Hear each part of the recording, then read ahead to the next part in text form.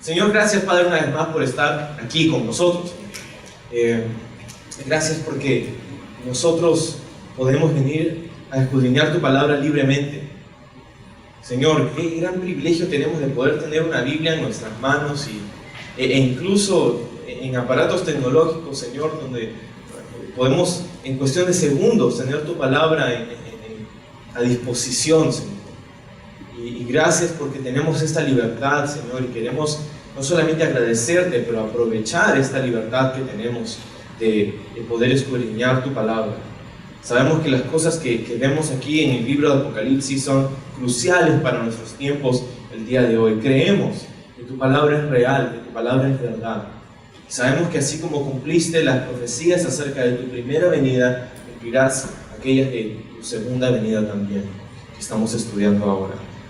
Señor, no queremos empezar tampoco sin orar por nuestros jóvenes que están yendo al campamento y pedirte e interceder por ellos para que tú hagas una gran obra en todos los jóvenes que van, Señor. Desde los cristianos, desde los creyentes, para que tú les animes a ellos a continuar en su camino de ser discípulos tuyos, Señor, como también por los no creyentes que van, Señor, para que tú los toques, para que tú los salves, para que ellos puedan clamar a ti. Gracias por ese tiempo y oramos por su protección también durante todo ese tiempo, en el nombre de Jesús. Amén. Gracias. Ok, esta mañana estamos viendo la segunda parte del capítulo 16 del libro de Apocalipsis, que nos cuenta acerca de las 7 copas de ira, exacto, que empezamos la semana pasada, las 7 copas de ira del Señor. Y cuando hablamos de esto, estamos viendo bastante destrucción, estamos viendo la ira y el juicio que Dios va a traer sobre los habitantes de la tierra, ¿no? Y tenemos que recordar que Dios es un juez justo. Dios es un juez justo y está trayendo la justa retribución a las personas que se han rebelado y han rechazado la muerte y resurrección de Jesucristo, del Hijo de Dios, como el único camino para la salvación. Entonces, quiero que al entrar a este estudio esta mañana tengamos 2 cosas en nuestra mente, que recordemos 2 cosas, y estas son, número 1, que todos los eventos que estamos estudiando van a suceder en verdad. Los eventos del libro de Apocalipsis, si bien hay un lenguaje simbólico, van a suceder en verdad. Son eventos reales.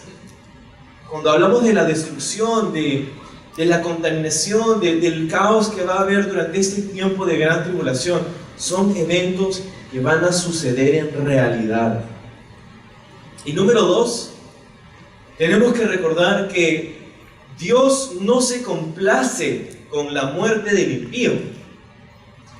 Podemos leer estos versículos y entender acerca de la ira de Dios, y Dios es un Dios de ira y es un Dios de juicio, y eso lo entendemos, pero a veces podemos llegar a ver como que Dios se estuviera deleitando en esto, y no es así. Dios no se deleita, no se complace con la muerte o con la destrucción de las almas, incluso aquellas almas impías, aquellas almas que lo rechazan. Dios no tiene ningún agrado en hacer esto. Y digo esto porque Jesús, nuestro Señor, vino la primera vez para salvar, ¿no es así? Jesús vino para morir en una cruz por nosotros, para que nosotros no tengamos que pasar por eso, para que nosotros no tengamos que pasar por la gran tribulación y en última instancia la separación eterna de Dios en el infierno. Jesús vino para salvarnos, pero ¿sabes? Si nosotros rechazamos a Jesús como Salvador, vamos a estar delante de Él como juez. Si lo rechazamos como nuestro Salvador, vamos a estar delante de Él algún día, pero no como Salvador, pero como juez. Y como juez será completa y perfectamente justo. Entonces, durante este tiempo en que nosotros vivimos hoy, Dios es paciente y está esperando que muchas más personas se den cuenta de su necesidad de ser rescatados y perdonados. Por eso en este tiempo Dios está acumulando o guardando su ira contra todos aquellos que lo rechazan o se rebelan en contra de Él. Y está acumulando esta ira en estas 7 copas, de las cuales estamos estudiando. Hoy Dios es paciente, pero la ira de Dios está siendo acumulada constantemente en estas copas que serán derramadas durante la gran tribulación, donde no habrá vuelta atrás. Hoy veremos las 2 últimas copas del capítulo 16. La semana pasada vimos las 5 primeras. Lo que dará por terminada o consumada esta manifestación de la ira de Dios. Con el derramamiento de la 7ª copa sobre la tierra, o sobre el universo, se concluye lo que contenía el 7º sello del libro que estaba en las manos de Jesús en el capítulo 5 de Apocalipsis. ¿Te acuerdas de ese librito? Nadie había sido digno de abrirlo, ni de abrir sus sellos. Estaba en la mano de aquel que estaba en el trono, y de pronto Juan vio, y uno de los ancianos dio su atención hacia el Cordero inmolado, el Cordero de Dios, Jesús. Y Jesús fue hallado digno, y Jesús tomó el libro de la mano del que estaba sentado en el trono, de la mano de Dios Padre, y comenzó a abrir cada uno de sus sellos. ¿Este libro qué cosa era? Recordamos que este libro era el título de propiedad de la tierra, el título de propiedad del universo, y también era el plan de acción de Dios para recuperar su posición de autoridad sobre la tierra. Ahí en ese libro estaba el plan de acción de Dios, cómo Dios iba a recuperar el control que fue cedido voluntariamente por Adán en el jardín del Edén a Satanás. Ahora Jesús está retomando esa posición de autoridad. Jesús está tomando el título de propiedad de la tierra, está viendo cada uno de sus 7 sellos. Y con esta 7ª copa que vamos a ver el día de hoy, se va a cumplir lo que contenía ese último y 7º sello. Hágase tu voluntad en la tierra como en el cielo. Una plegaria que los discípulos de Jesús hemos hecho a través de los siglos. ¿No es así? Jesús nos enseñó a orar de esta manera. Pues ahora finalmente veremos que esa plegaria, esa oración, esa petición se hará realidad. Se hará realidad. Hágase tu voluntad en la tierra como en el cielo. Ahora, la ira de Dios es consumada al final de este capítulo. Pero lo que sigue es glorioso. Porque los eventos que siguen a continuación, después de esta 7ª copa, van a ser exactamente pues la segunda venida de Cristo para instaurar su reino por 1000 años sobre la tierra. Es lo que vamos a ver en el capítulo 19 en adelante. Pero capítulos 17 y 18 son capítulos que tienen escenas retrospectivas, o sea, escenas que van un poco hacia atrás, para ver algunos de los detalles que quizá hemos pasado por alto al leer la cronología del libro de Apocalipsis. Entonces, en el capítulo 17 y capítulo 18, Dios nos hace ver un poco hacia atrás para mostrarnos en detalle algunas partes acerca del juicio de Dios sobre el anticristo, sobre el sistema político y religioso del anticristo durante la gran tribulación. Esos capítulos nos van a contar más acerca de eso. Pero entonces, las 7 copas, ¿sí? Recapitulando, la primera copa se trataba de una infección, se trataba de úlceras que salieron sobre los que habían tomado la marca de la bestia en la tierra durante la gran tribulación, úlceras malignas y pestilentes, dice la Escritura. La segunda y tercera copa tenía que ver con la irrigación, tenía que ver con el agua del mar, con el agua de los ríos, de las fuentes de las aguas, agua dulce y salada que se contamina y se convierte en sangre. Algo así había sucedido antes durante las trompetas, pero era una parte, era un tercio de las aguas del mar, un tercio de las aguas de los ríos. Ahora no hay más refreno, ahora todas las aguas y todos los ríos son contaminados, convertidos en sangre. Esto es algo que vemos aquí en la segunda y tercera copa. La cuarta copa tiene que ver con insolación. El sol de pronto comienza a quemar a los moradores de la tierra, dándoles erisipélago, ¿no? Así como los jóvenes van a regresar del campamento. Pero muchísimo peor, ¿no? Muchísimo peor. El sol quema con fuego, con calor a los hombres, y ellos comienzan a blasfemar en contra de Dios, no quieren glorificar a Dios en medio de todo eso. Y la quinta copa que dejamos al final del estudio la semana pasada tenía que ver con la iluminación, ¿no? Pues se le va la luz al reino del anticristo, un apagón en el reino del anticristo, ¿no? En la ciudad, en el centro de mando del anticristo. Dice que tinieblas vinieron sobre el reino de la bestia, del anticristo, allí en esa quinta copa. Entonces, un apagón de alguna manera. Todo el mundo tiene luz, todo el mundo tiene excesiva luz, el sol está quemando a todos los moradores de la tierra, pero de pronto en la quinta copa, en el reino del anticristo, ya sea en el sistema político, ya sea un lugar geográfico, hay tinieblas, pues, ¿no? Eso es lo que tiene ahí la quinta copa. Ahora veremos la sexta y la séptima. Acompáñenme por favor al capítulo 16, versículo 12 del libro de Apocalipsis. Y dice: el sexto ángel derramó su copa sobre el gran río Éufrates, y el agua de éste se secó, para que estuviese preparado el camino a los reyes del oriente. Esta sexta copa dice que fue echada o derramada por el ángel sobre el gran río Éufrates. Hay una palabra ahí interesante, es la palabra gran, ¿no? Y se repite varias veces en este capítulo, lo cual ha hecho que algunos estudiosos de la Biblia llamen el capítulo 16 el gran capítulo del libro de Apocalipsis, porque hay un gran río, hay una gran señal, hay esta palabra repetida varias veces aquí en el capítulo. El río Éufrates. Para los romanos, el río Éufrates era considerado como una muralla natural. Era un sistema de defensa contra los ejércitos invasores del oriente, pues el río Éufrates es el río más grande de Asia Occidental. Entonces, es una barrera natural que previene que los ejércitos del oriente puedan atacar o marchar hacia el occidente, ¿no? En esos días se consideraba que el río tenía aproximadamente 2.900 kilómetros de longitud. 2.900 kilómetros de longitud y desde 275 hasta 1.100 metros de anchura, dependiendo de dónde lo veas. El río más grande. Sus fuentes venían de dos vertientes, de dos lugares. Uno era el monte Ararat, donde reposó el arca de Noé, donde posiblemente se encuentra ahí el día de hoy todavía. El monte Ararat.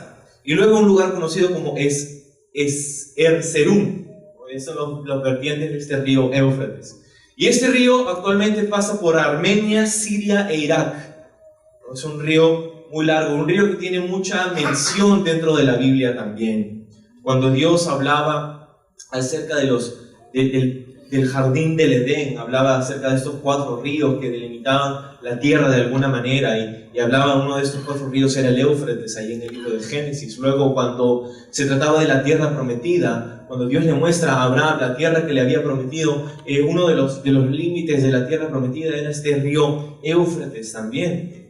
Entonces, la idea con el río Éufrates es una barrera, es un lugar de delimitación, ¿no? Es una barrera, tipo una muralla natural, ¿no? Una muralla de agua que separa los pueblos. Ahora, ¿quiénes son los ríos o quiénes son los reyes del oriente? Es difícil decir, pero los reyes del oriente pueden ser Japón, China, India y quizá otros pueblos del oriente, del este, pues, ¿no? Estos lugares, Japón, China, India y otros lugares. Ahora, cuando dice los reyes del oriente, está refiriéndose a sus ejércitos también, ¿no? Los reyes no marchan solos, sino que marchan con un séquito, con un ejército. Entonces está incluyendo, con los reyes del oriente, está incluyendo a los ejércitos de estas naciones. Ahora, estos reyes del oriente, dice que vienen con sus ejércitos, entendemos aquí, posiblemente para resistir al anticristo, marchando por el camino que dejó el Éufrates al secarse, porque dice que el río Éufrates se va a secar por completo. Entonces imagínate que este gran río se seque por completo, algo que no es imposible para Dios, lo ha hecho varias veces en el pasado, en el Antiguo Testamento, con Moisés, con Josué. Lo va a hacer nuevamente con el río Éufrates y se va a secar completamente. Y puedes imaginarte el camino que va a dejar este río Éufrates, y los ejércitos de estas naciones van a poder marchar por esta carretera natural que dejaba el río al secarse. Ahora, la razón por la que estos reyes del Oriente, llámese Japón, China, India, etc., vienen hacia el occidente es un poco difícil de captar. ¿Por qué vienen aquí? Para esto tenemos que hacer un estudio del capítulo 11 del libro de Daniel y del capítulo 38 y 39 del libro de Ezequiel. Nos habla un poco acerca de lo que va a suceder durante este tiempo. Sin embargo, no vamos a examinar en detalle esas cosas, pero basta decir que estos reyes del Oriente van a venir durante este tiempo en medio de un conflicto. En medio de un conflicto. El anticristo y su ejército, si bien va a tener un control político y religioso mundial, van a haber naciones que se van a tratar de confabular para resistirlo. Eso es lo que vemos en el libro de Ezequiel. Y vemos que los ejércitos del mundo están separados en 4 durante el tiempo de la gran tribulación: el reino del norte, el reino del sur, los ejércitos del anticristo y los reyes del oriente. Esos son los 4 grupos o ejércitos mundiales que vemos en la escritura en la gran tribulación. Ahora, vemos que a los del reino del norte, si estudiamos Ezequiel 38 y 39, vamos a ver que Dios va a destruir a estos reinos del norte, que posiblemente van a ir en contra de Israel, en algo que se conoce como la batalla de Gog y Magog. Esto va a suceder en algún momento de la gran tribulación, un conflicto en contra de Israel, en contra del anticristo que está situado parcialmente ahí en Israel. Dios va a destruir a estos ejércitos del norte, pero luego el ejército de los reinos del sur va a ascender también, y es ahí donde el anticristo va a pelear contra estos ejércitos del sur. Nuevamente, eso es tema que vemos en el libro de Ezequiel, no necesariamente parte de nuestro estudio aquí, pero son eventos que van a suceder, creemos, durante la gran tribulación. Entonces, el anticristo peleando, los ejércitos del norte son destruidos por Dios, el anticristo peleando contra los ejércitos del sur, y de pronto el libro de Daniel capítulo 11 versículo 44 nos dice que el anticristo va a recibir noticias que no le van a gustar mucho, y esas noticias tienen que ver con los reyes del Oriente.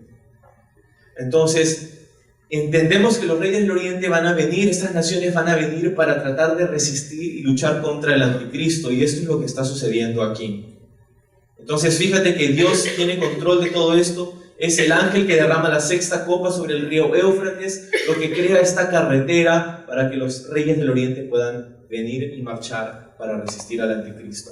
No te hagas la idea de que los reyes del Oriente, que estas naciones van a ser naciones cristianas que van a luchar por Jesús, en absoluto, ¿no? Estas naciones tienen su propia agenda, su propia motivación, no son cristianos, no son creyentes, no van a luchar por la causa del Evangelio, van a luchar simplemente para tratar de resistir la opresión del anticristo y nada más. Entonces, eso es lo que está sucediendo aquí en esta 6ª copa. Entonces, mira lo que sucede en el versículo 13, parte de esta 6ª copa todavía. Y vi salir de la boca del dragón, y de la boca de la bestia, y de la boca del falso profeta, 3 espíritus inmundos a manera de ranas, pues son espíritus de demonios que hacen señales, y van a los reyes de la tierra en todo el mundo para reunirnos a la batalla de aquel gran día del Dios Todopoderoso. Y si ves el versículo 16, dice, y los reunió en el lugar que en hebreo se llama Armagedón. Ok, una sección fascinante. Entonces el contexto es que estos reyes del Oriente y sus ejércitos están marchando hacia el occidente, hacia Israel, hacia donde se encuentra el centro de mando del anticristo. Están yendo allí para luchar en contra de él. Y de pronto, lo que dice el versículo 13 es que salen espíritus, 3 espíritus inmundos. Esto es un sinónimo de demonios, por si acaso.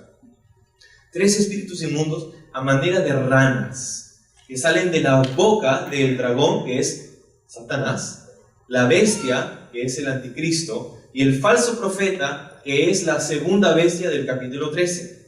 Entonces, 3 espíritus inmundos a manera de ranas, 3 demonios que salen de las bocas de Satanás, el anticristo y el falso profeta, a forma de ranas. ¿De qué se trata todo esto? Bueno, deberíamos comenzar por saber que las ranas, para el contexto de la cultura judía, son animales que la Biblia estima como animales inmundos, como animales inmundos. Y entonces Dios había establecido en la ley de Moisés acerca de todos estos parámetros de animales con los que los judíos pueden interactuar, y no, eso es lo que Dios había establecido ahí. Una de estas normas era que todos los animales acuáticos que no tenían escamas eran considerados como animales inmundos, las ranas entre ellos. De hecho, la palabra original aquí en el versículo, que se traduce como ranas, es más como batracios.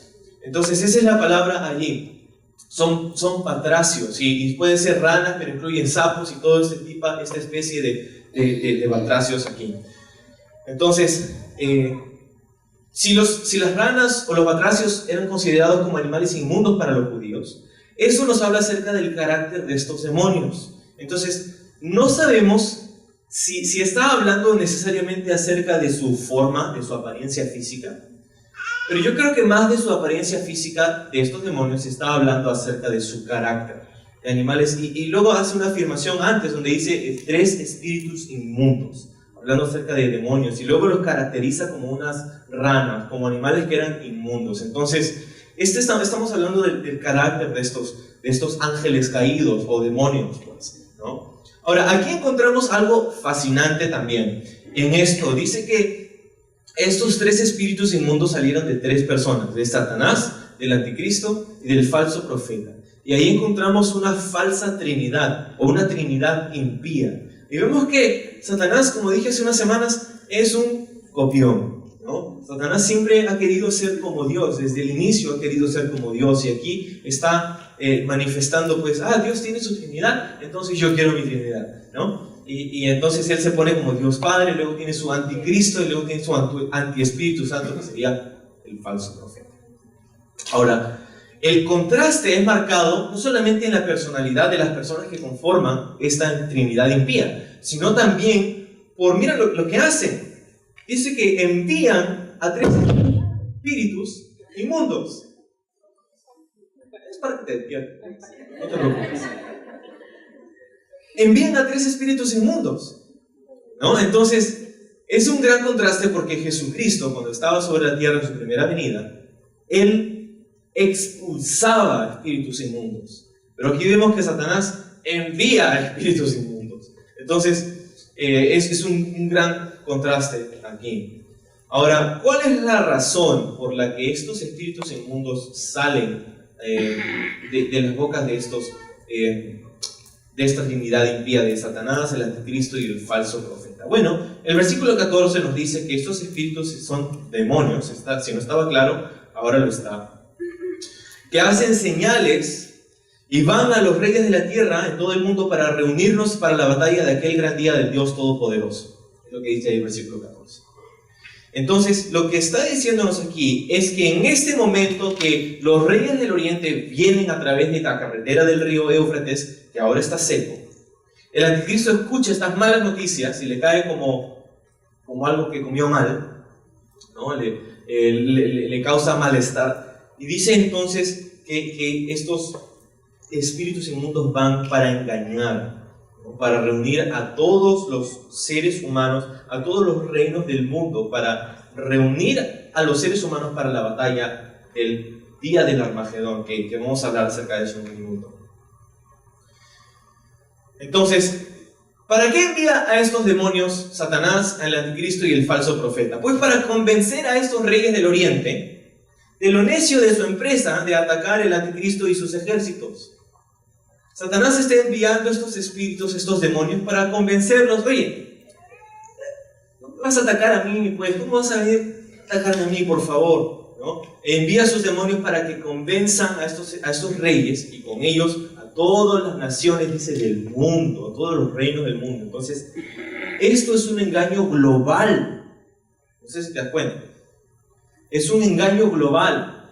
Y la palabra boca es mencionada allí en el versículo 13. Es muy interesante porque se menciona las 3 veces ahí con relación a las 3 personas de esta Trinidad impía. La boca del dragón, la boca de la bestia y la boca del falso profeta. Lo que quiere decir que este engaño satánico, que este engaño demoníaco, que este engaño que tendría poder sobrenatural, porque vimos que esos demonios hacen señales, será un engaño que sale a través de un medio de comunicación como la boca.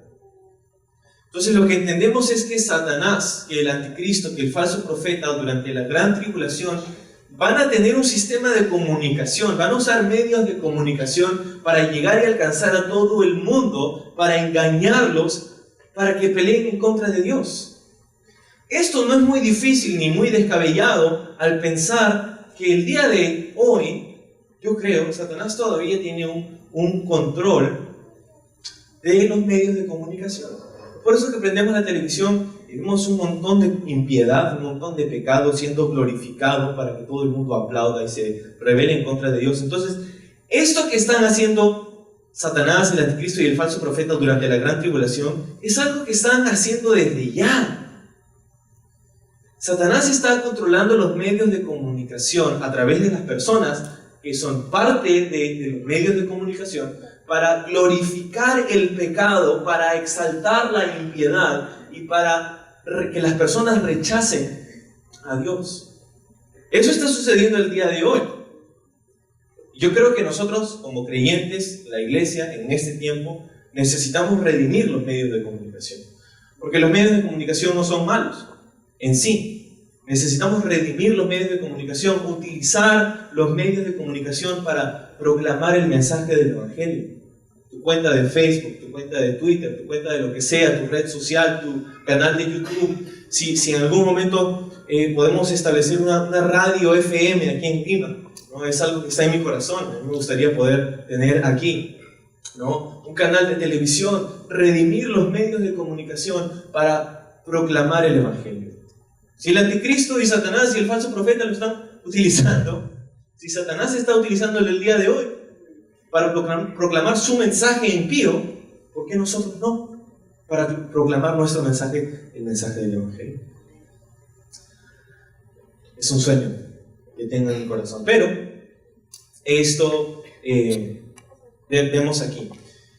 Entonces, este engaño, ¿no? Fíjate algo especial aquí en el versículo 14. Dice, son espíritus de demonios que hacen señales, dice. Hacen señales.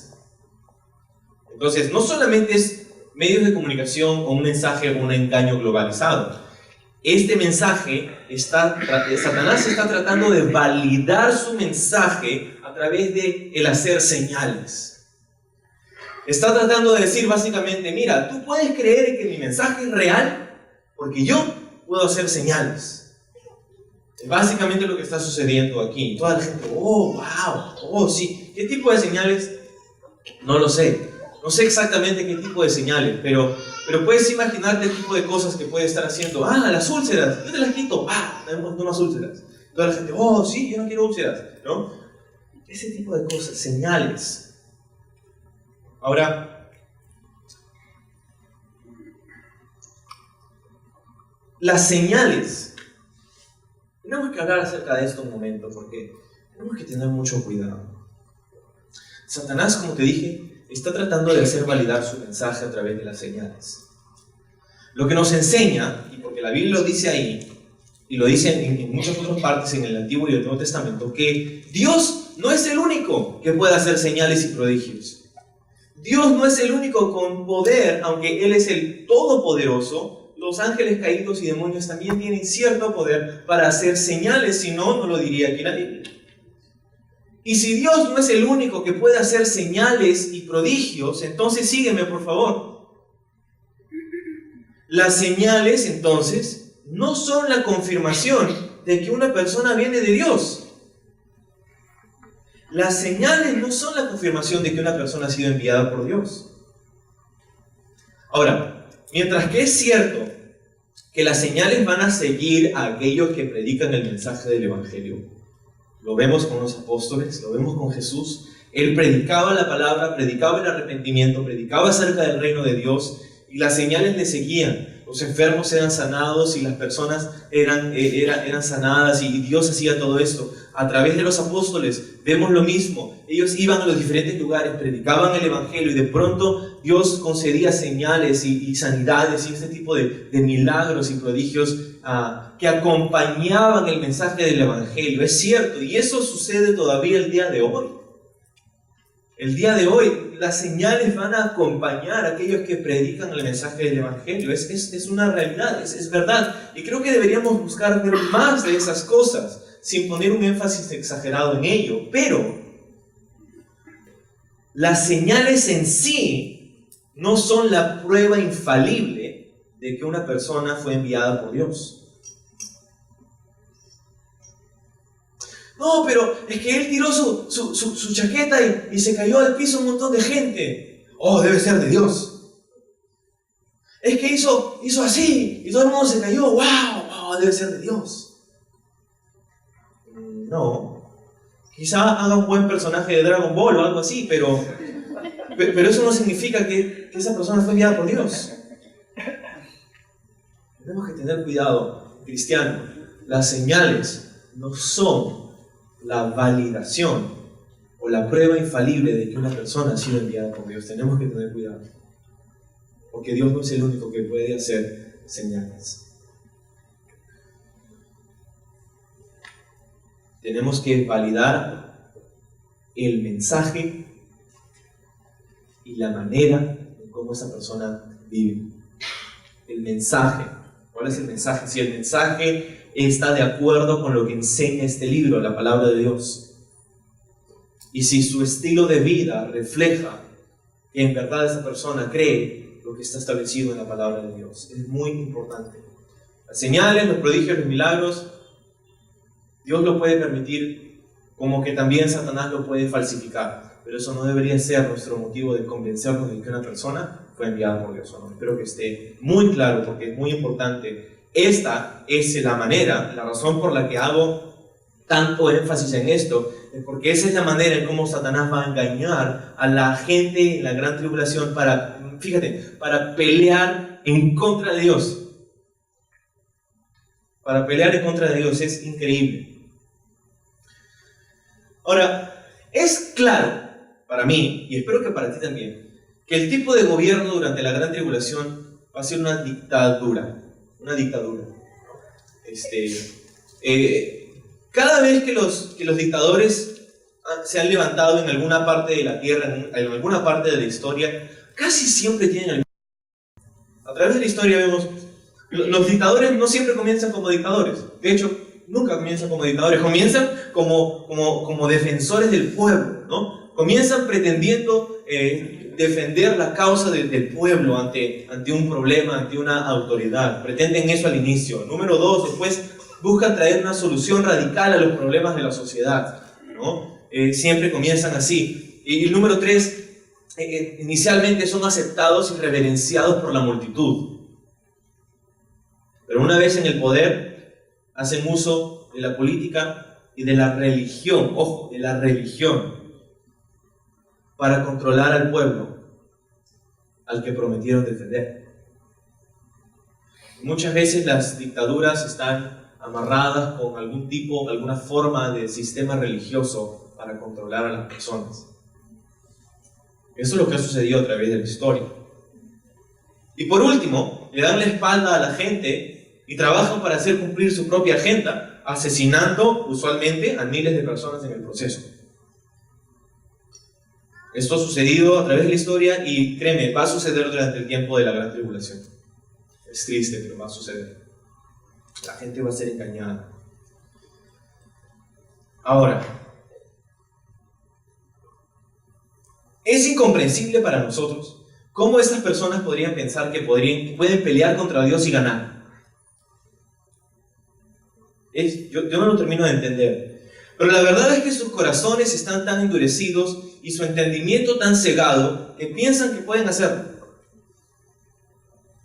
Y para que suene más irónico todavía, mira lo que dice el versículo 14 al final. Reunirlos para la batalla de aquel gran día del Dios Todopoderoso. Vamos a pelear contra el Todopoderoso. No sé qué chance tengas de ganar si peleas contra alguien que tiene todo el poder y tú no. Pero en fin, ese es el engaño de ese día, ¿no? Ahora, fíjate esa frase, el gran día, nuevamente esa palabra gran, ¿no? El gran día del Dios Todopoderoso. Fíjate, no es el día del hombre, ¿no? No es el gran día del hombre que peleó y luchó contra Dios. Es el día de Dios. No solamente Dios, pero del Dios Todopoderoso. Eso nos enseña aquí, nos anticipa la victoria, nos anticipa quién va a tener la victoria. Entonces, versículo 15, quiero dejar para el final. Entonces, vamos a saltear este versículo y regresar a este versículo al final del estudio. Versículo 16 dice que los reunió, ¿a quiénes? A los ejércitos de la tierra, a los que había engañado, pues, en el lugar que en hebreo se llama Armagedón. Armagedón. Este versículo también es fascinante. No es una película, no está hablando de la película que lleva ese título.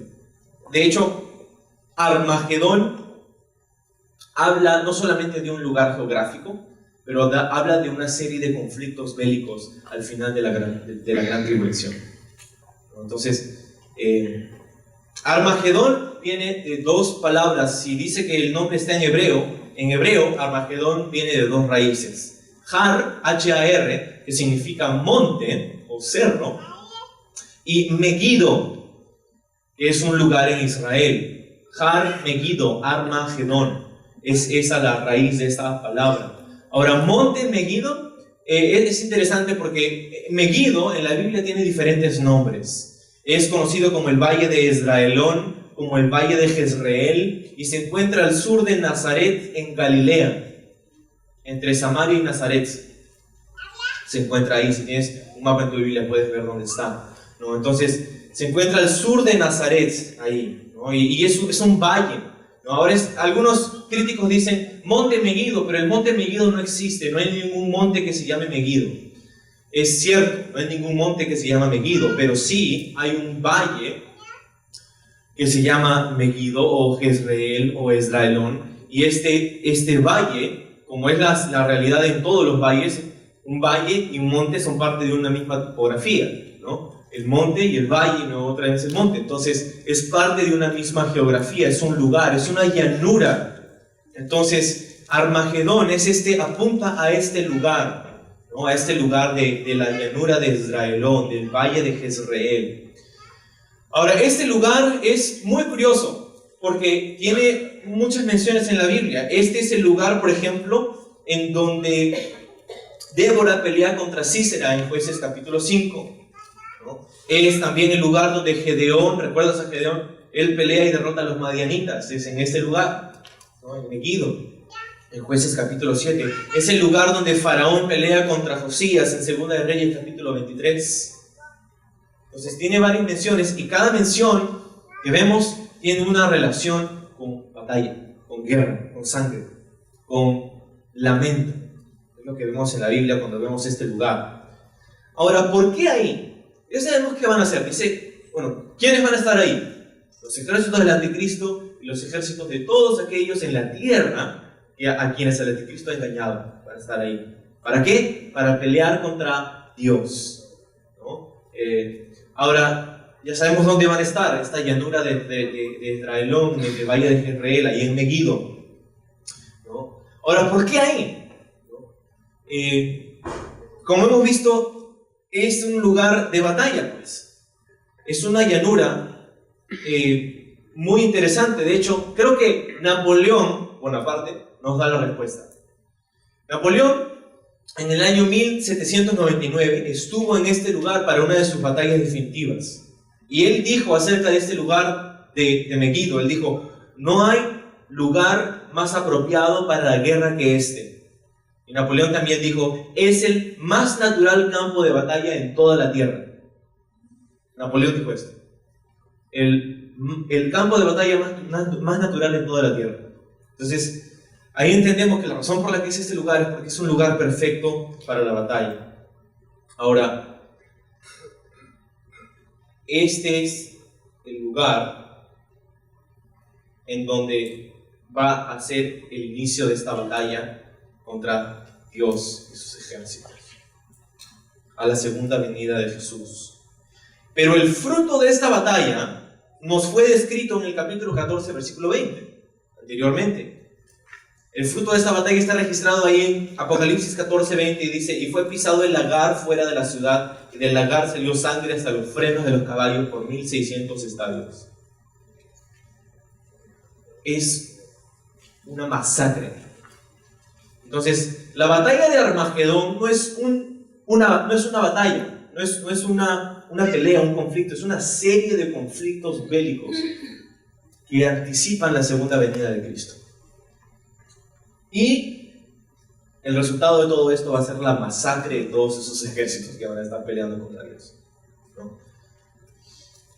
Algunos critican y dicen: no, pero dice que 1600 estadios, y el valle de Megiddo no tiene 1600 estadios, que son 320 kilómetros aproximadamente. Entonces, los críticos dicen esto, pero la realidad es que los ejércitos se van a concentrar aquí, en el valle de Trailón, y la batalla va a comenzar allí, pero se va a extender por esos 320 kilómetros, que dicho sea de paso es casi exactamente la dimensión o el área de la nación de Israel. Entonces,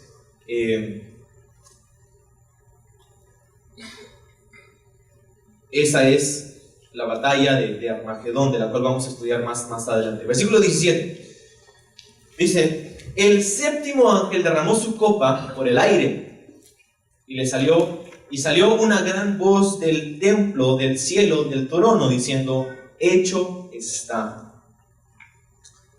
El séptimo ángel, la séptima copa, la conclusión de esta manifestación de la ira de Dios, ya ha sido completado, hecho está. El ángel dice que derrama su copa por el aire.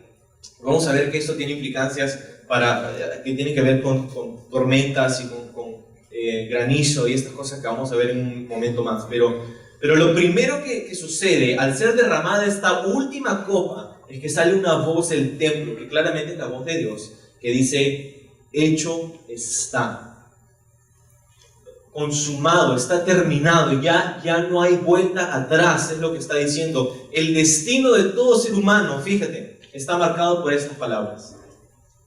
El destino de todo ser humano en toda la historia, desde Adán hasta la segunda venida de Jesús, va a estar determinado por estas palabras. Ahora, estas palabras son muy similares a las palabras que Jesucristo dijo cuando estaba en la cruz. Cuando estaba a punto de entregar su espíritu, ¿qué dijo? Él dijo: consumado es, consumado es.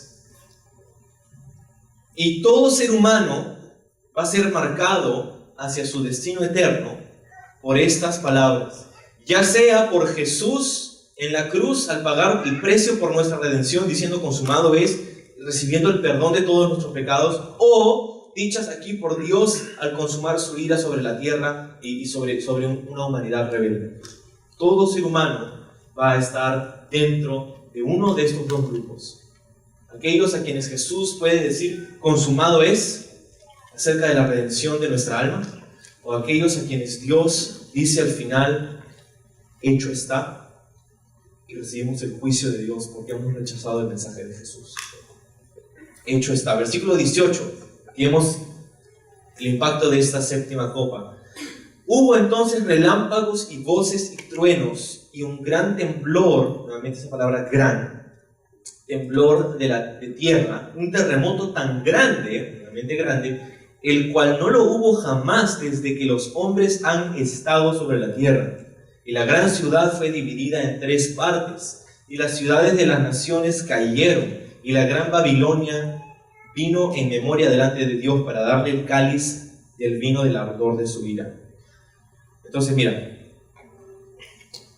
la séptima copa comienza con la voz de Dios diciendo, hecho está. Luego dice que hubieron relámpagos, voces y truenos, o sea, una gran tormenta. Y luego esta gran tormenta es seguida por un terremoto.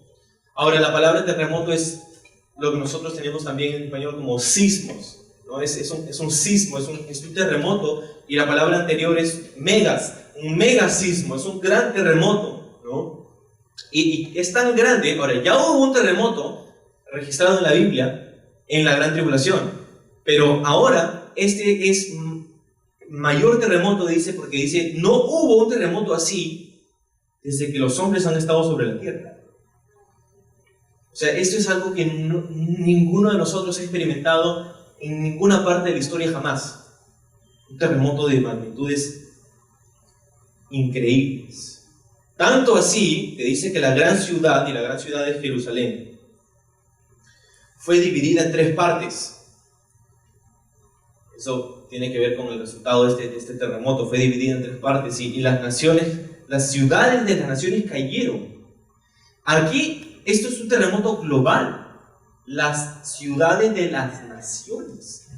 Esto es Lima, esto es Nueva York, esto es Sydney, Australia, esto es Jerusalén, en Israel, esto es todas las ciudades. Puedes imaginarte la destrucción de este terremoto, que en todo el mundo al mismo tiempo experimente el epicentro de este terremoto. ¿Dónde fue el epicentro?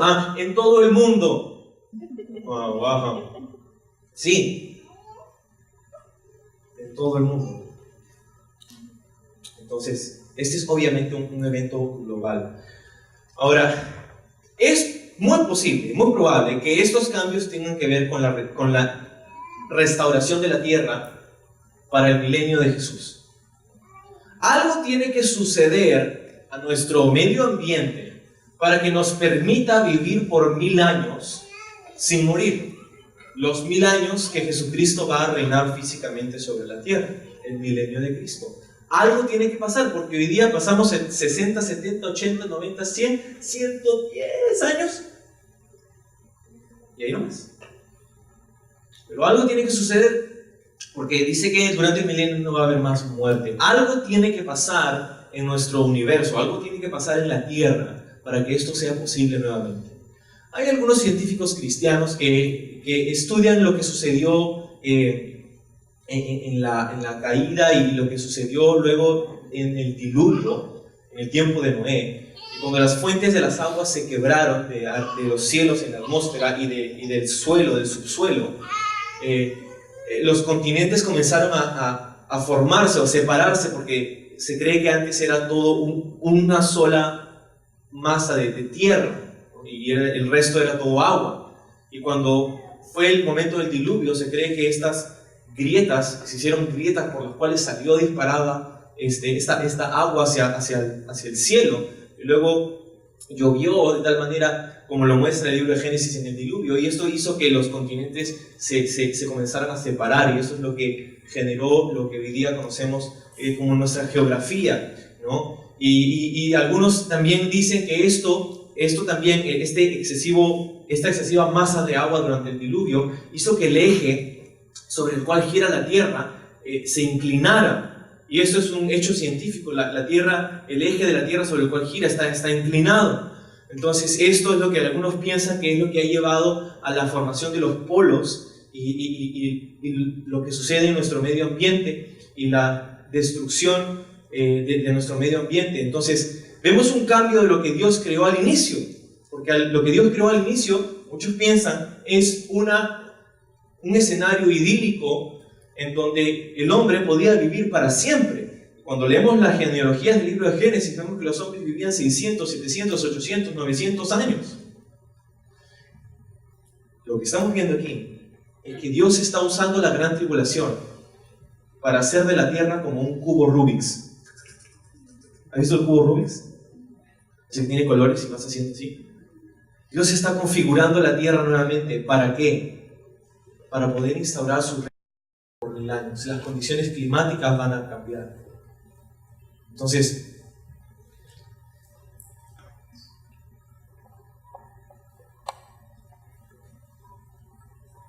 esto es profetizado por Isaías. Si te gusta tomar nota, en Isaías 40, versículo 4. Isaías 40, versículo 4 dice: todo valle sea alzado, y bájese todo monte y collado, y lo torcido se enderece, y lo áspero se allane. Dios va a cambiar la configuración de la tierra, posiblemente retornando el eje de la tierra, sobre el cual gira la tierra, en su posición original, creando un ambiente tropical en todo el planeta. ¿Quién sabe cómo más Dios hará estas cosas para que podamos vivir prácticamente para siempre, ¿no? Entonces, es fabuloso cómo Dios está haciendo esto aquí. Pero entonces, la gran ciudad fue dividida y vino Babilonia. En el versículo 19 dice: en memoria delante de Dios, para darle el cáliz del vino del ardor de su ira. Babilonia, ¿no? Capítulos 17 y 18 tienen que ver con la caída de Babilonia, del sistema político del anticristo durante la gran tribulación y del sistema religioso del falso profeta durante la gran tribulación, la caída del gobierno del anticristo. Eso es lo que vamos a ver en detalle. Es algo que sucedió durante la gran tribulación, pero vamos a regresar e ir para atrás para ver cómo Dios juzga al anticristo, a la bestia, al falso profeta durante este tiempo. Pero mira el versículo 21, dice: y cayó del cielo sobre los hombres un enorme granizo como el peso de un talento, y los hombres blasfemaron contra Dios por la plaga del granizo, porque su plaga fue sobremanera grande. Entonces, para cerrar con broche de oro, dice que cae un enorme granizo del peso de un talento. Okay. Granizo. El granizo fue algo que bíblicamente fue usado por Dios en varias instancias para juzgar a naciones rebeldes. Sodoma y Gomorra, por ejemplo, ¿no? El granizo. Y bíblicamente, Dios tenía en la ley establecido ese sistema de retribución y de justicia. Entonces, por este pecado te corresponde este castigo. Y en la Biblia entendemos que la blasfemia, según la ley de Moisés, era condenada con apedreamiento. Entonces, eran apedreados a través de esto. Entonces, es curioso porque Dios, de una manera, está apedreando a estos hombres que han blasfemado su nombre con el granizo. Granizo del peso de un talento. Fíjate ahí. Como el peso de un talento aproximadamente, dice Juan. Esto es increíble. El granizo es una experiencia genial si vives en la ciudad, si nunca lo has experimentado, ¿no? Vas a un lugar donde graniza y vas y sales y coges. Y yo experimenté eso cuando estuve en Cajamarca, por ejemplo, ¿no? Aquí obviamente con las cosas llueve, pero vamos a diferentes lugares, como yo fui a Cajamarca y experimentamos el granizo. Y bueno, el granizo que cayó cuando yo estaba ahí, caía pues muy de vez en cuando, y cuando caía parecían unos tic-tacs o unas mentitas, ¿no? El tamaño de eso, y ¡ay, qué lindo sería, ¿no? Pero cuando el granizo cae un poco más grande, ¿no? Puede hacer mucho daño. Y de hecho, daño a las plantas, y a los campos, y a las construcciones, y a los carros, y he visto videos donde el granizo rompe lunas de los carros y es bien destructivo.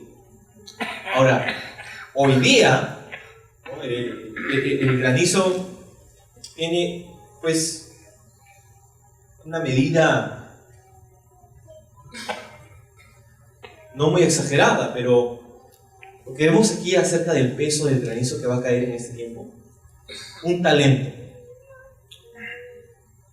Esto es, siendo conservadores, entre 40 y 50 kilos por granizo, por cada bola de granizo.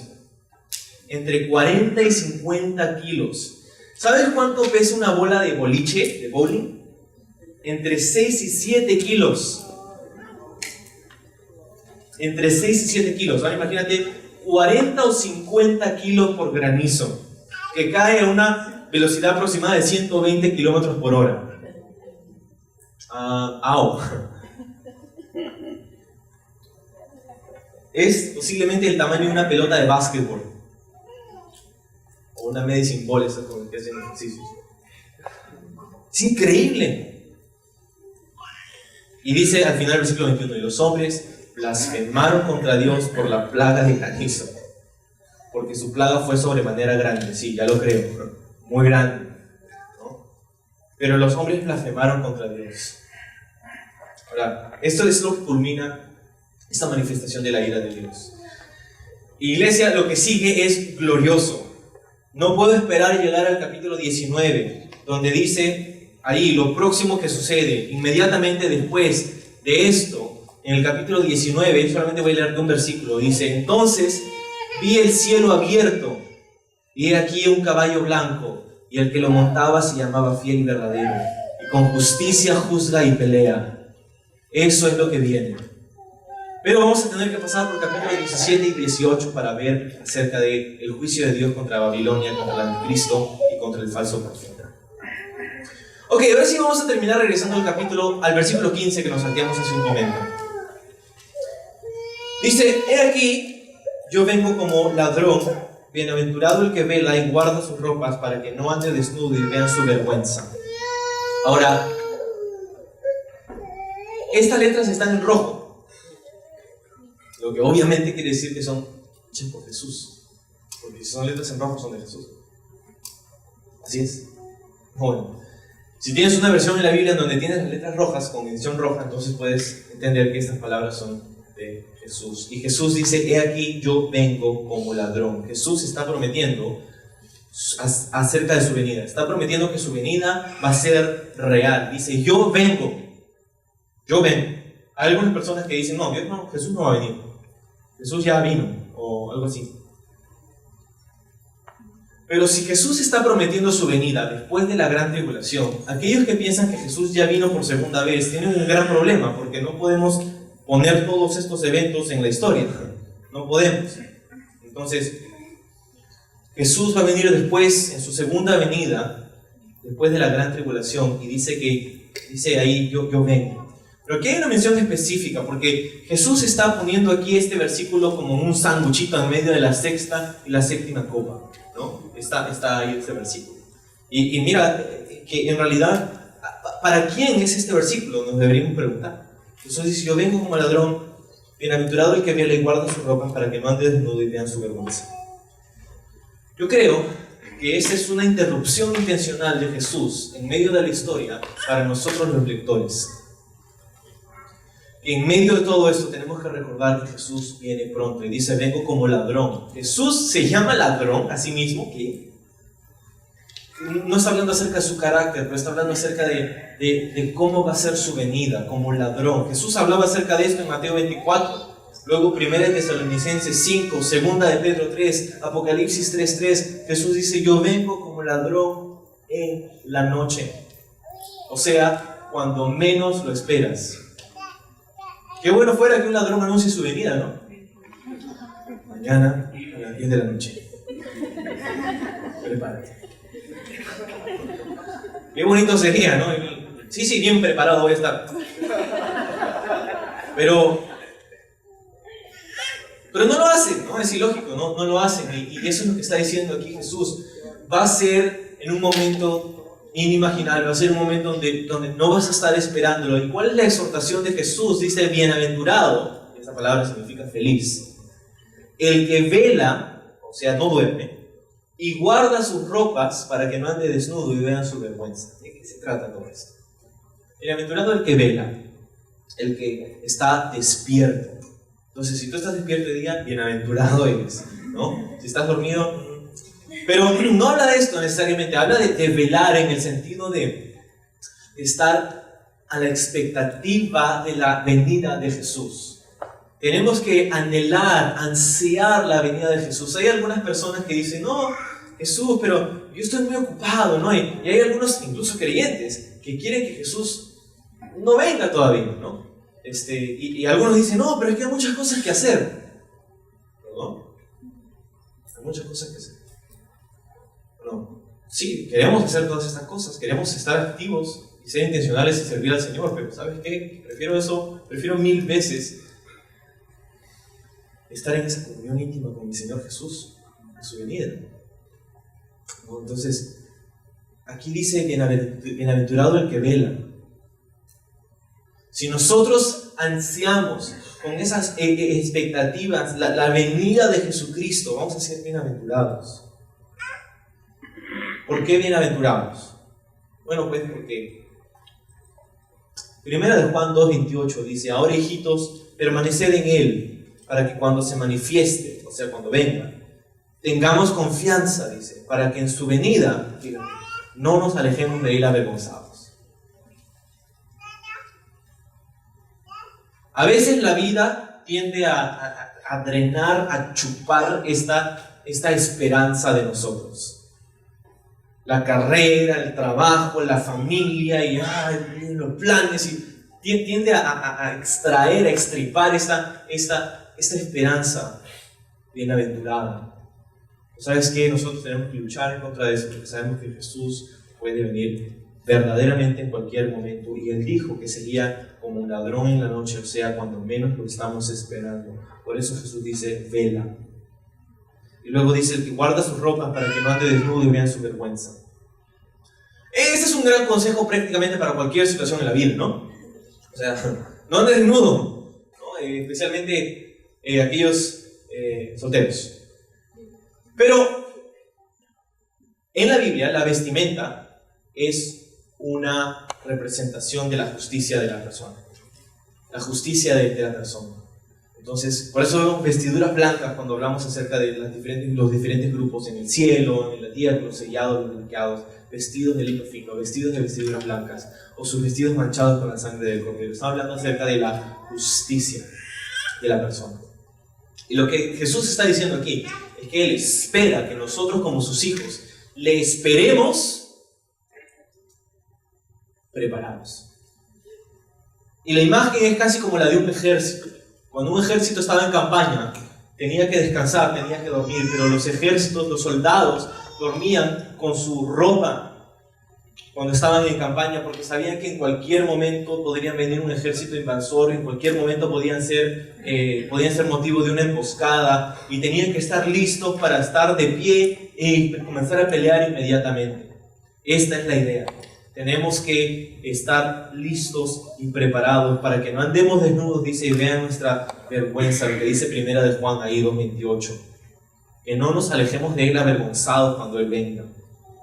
Y termino con esto, con la pregunta: ¿estás viviendo de manera que crees esto? ¿De manera que tu vida muestra que tú crees en esto? ¿Estás viviendo de tal manera que la gente puede ver y decir: esa persona está esperando la venida de Jesús? En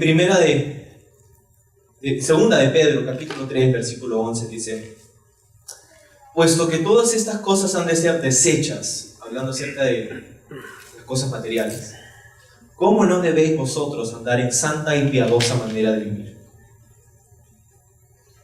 ¿Estás viviendo como si este mundo fuera todo para ti? ¿O estás viviendo como si este mundo verdaderamente es temporal? Como si estás de paso, como si estuvieras acampando. Así es como Dios quiere que vivamos, con un agarre ligero de las cosas de este mundo. Tenemos que estar listos para la batalla. Jesús dice: no duermas, pero vela. Yo vengo pronto. Esto significa que debemos vivir a la luz de su venida. Y para mí significa, yo creo, dos cosas a manera de aplicación. ¿Qué significa vivir a la luz de la venida inminente de Jesucristo? Número uno, yo creo que significa que debemos ser intencionales para alcanzar al perdido, porque el tiempo es corto. Y si todo esto es real, y creemos que lo es, hay muchas personas, miles, millones de personas que van a pasar por esto, y nosotros tenemos la solución. Entonces, vivir a la luz de la inminente venida de Jesucristo significa, número uno, que vamos a alcanzar intencionalmente al perdido. Vamos a predicar el Evangelio. Vamos a ir a lugares a donde nadie va. Vamos a ir a predicar a personas que la gente y la sociedad marginaliza. Vamos a predicar el Evangelio. Intencionalmente, número 1. Y número 2, vivir a la luz de la venida de Cristo significa también que debemos estar listos para encontrarnos con Él. Debemos estar listos para encontrarnos con Él. Haz un inventario de tu semana, esta semana. Yo te pregunto, y tú te puedes contestar a ti mismo, ¿ha habido algún momento en esta tu semana en donde si hubieras sido hallado por Jesús hubieras estado avergonzado?